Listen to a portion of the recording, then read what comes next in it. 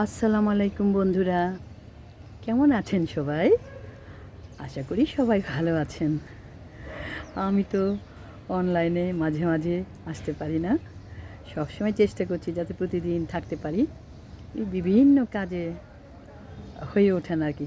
আগামীতে চেষ্টা করবো আস্তে আস্তে আমার কাজ গুছিয়ে উঠছি আর কি।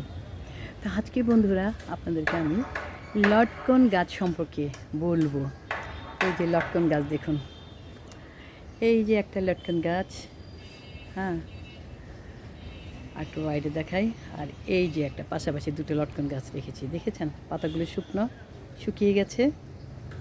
এই লটকন গাছটা আনা হয়েছে মানে মাসখানেক হয়, যেদিন নিয়ে আসলো। হ্যাঁ, আচ্ছা আগে দেখিয়ে নেই। এই যে দেখুন, দুটো ড্রামে লাগিয়েছিলাম, এখন আমি আর পানি দিচ্ছি না। গতকালকে দিয়েছিলাম, ওইটাতে পানিটা আগে আগে খেয়ে নিচ্ছে, মানে পানিটা শুকিয়ে যায় আগে আগে। আচ্ছা, আর যে প্রচণ্ড গরম, এই দুটো গাছ আমার ছিল ওই যে আমার শেডের নিচে যেখানে আমরা বসি। হ্যাঁ, ওই যে দূরে একটু জায়গা আছে বসার, আমাদের ওই যে শেডের ওই দিকে ছিল, বুঝেছেন? ওই যে ওই সাইডে রেখেছিলাম, ওইদিকে সকালে সূর্যটা আসে, ওই কলা গাছের ওই ওই পাশে রেখেছিলাম এতদিন। এই মাসখানেক ধরে ওখানে ছিল, তাই কালকেই এখানে নিয়ে এসছি। এটার এখন সম্পর্কে যে আমি যেটা বলতে চাই, যেটা জানলে আপনারা হয়তো উপকৃত হবেন, সেটা হলো লটকন গাছ। আসলে লটকন গাছ বলে কথা না, কোনো গাছই বীজের চারা কখনো কেউ আনবেন না, বুঝেছেন? এটা যখন আমি একজনকে বলেছিলাম আনার জন্য, যে লটকন গাছ আমি একটু ছাদে লাগাতে চাই একটা, এটা সারা গাছেই খুব দ্রুত ফল ধরে, আর লটকনটা তো খুবই পুষ্টিকরী ফল।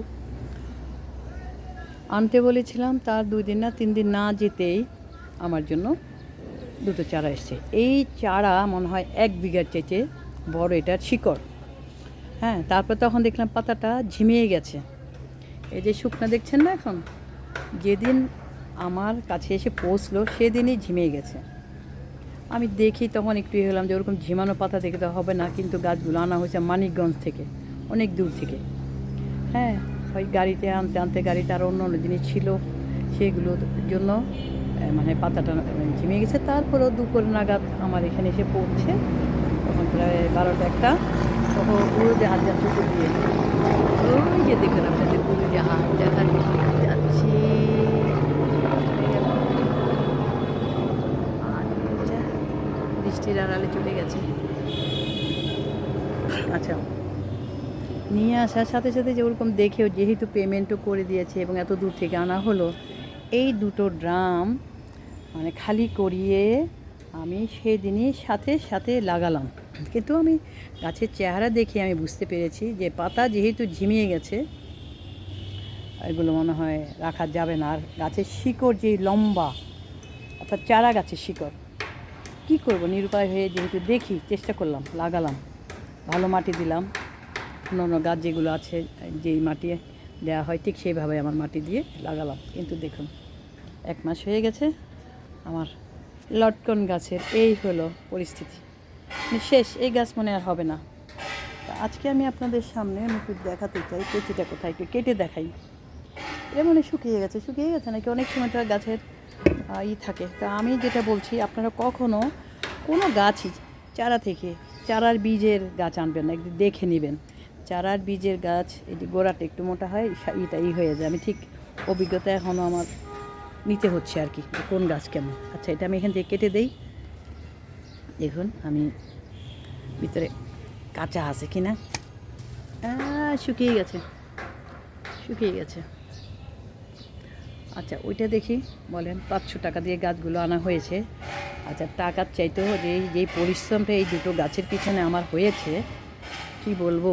আচ্ছা, এখানে একটু কাটি, দেখি অনেক সময় কোনো কোনো গাছ শিকড় কাঁচা থাকে, যে আবার হয়তো জীবন ফিরে পায়। এই না, তো শুকিয়ে গেছে, এটা মরে গেছে। এটা কী করবো বলেন, গাছগুলি রাখা গেল না। তো আমার এই ভিডিওটা এই জন্যই করা, যে আপনারা ভবিষ্যতে কখনো গাছ কিন্তু চিন্তা ভাবনা করে কিনবেন। আমি কিনলে কিন্তু এরকম কিনতাম না, ওই যে অন্যকে দিয়ে আনিয়েছি, সে আবার আরেকজনকে দিয়ে আনিয়েছে, কয়েক হাত হয়ে এই অবস্থা। দেখেন আমি উঠাই ফেলে গাছটা, আচ্ছা আরেকটু কাটি দেখি আর এখনও আছে নাকি কিছু। আপনাদের সামনেই কাটছি আমি। এখানে দেখে আরেকটু আরও 5 ইঞ্চি প্রায় 5 ইঞ্চি কাটতেছি। ও সরি, দেখুন একটু উপরে কেটে দেখি এখন এটা প্রাণ পাওয়া যাবে কিনা। এক হাতেই কাটছি। ও মাই গড, হচ্ছে না। বাঁ হাতে দেখি, ডান হাতে আমার একটু ইয়ে হতো। ও বাঁ হাতে তো দেখলাম ভালোই কাটলাম। এই যে শুকিয়ে গেছে না, এখানে গাছটা মরে গেছে, এটা টিকবে না, টিকবে না। আমি একটু শিকড়চারটা আবার একটু জাং ধরে গেছে, একবার কেটে গেলে তারপরে আরেকবার দেখাচ্ছি, এটাকেও দেখাচ্ছি। এটা বাঁ হাতে কাটছি। যদি একটু ভিতরে থাকে, কাঁচা থাকে, তাহলে বুঝবো যে পাতা টাতা না শুকিয়ে গেছে। দেখুন, দেখেছেন? এইটা আমার মনে হয় বিরাট আমার একটা হয়ে গেল আর কি, সময় নষ্ট। টাকার কথা তো গেছেই, সময় নষ্ট এবং পরিশ্রম। কম কথায় 2টো ড্রাম খালি করে এগুলোর মধ্যে আমি লাগিয়েছি লটকন গাছ। তো ভবিষ্যতে আর কোনো দিন আমি হচ্ছে যাকে দিয়ে আনিয়েছিলাম ওকে বলেছি গাছ দেখে আনবা, বললাম আর হুট করে নিয়ে আসবে। এত দ্রুত গাছগুলো আসবে আমি জানি না। যে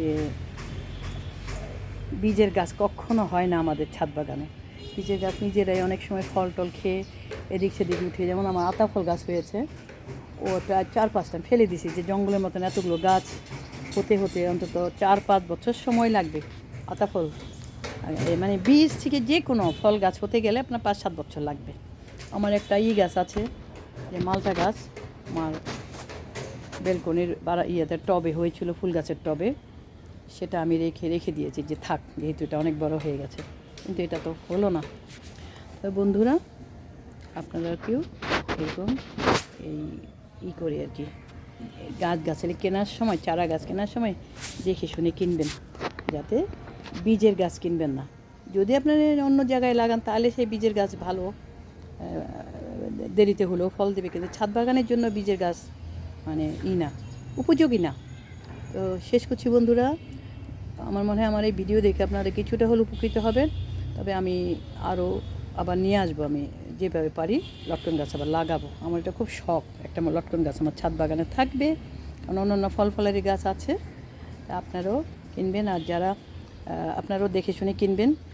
আর আমার এই ভিডিও যারা আজকে প্রথম দেখছেন, নতুন দেখছেন, নবাগত যারা, সাবস্ক্রাইব করে, ভালো যদি লাগে ভিডিওটা সাবস্ক্রাইব করে পাশে থাকবেন এবং লাইক শেয়ার দিয়ে অন্যদেরকেও দেখার সুযোগ করে দিবেন, তাহলে তারাও কিছুটা উপকৃত হবে। বন্ধুরা, আমার নতুন পুরাতন বন্ধুদেরকে অনেক অনেক শুভেচ্ছা, ভালোবাসা জানাচ্ছি এবং আপনাদের সবার জন্য শুভকামনা নিরন্তর।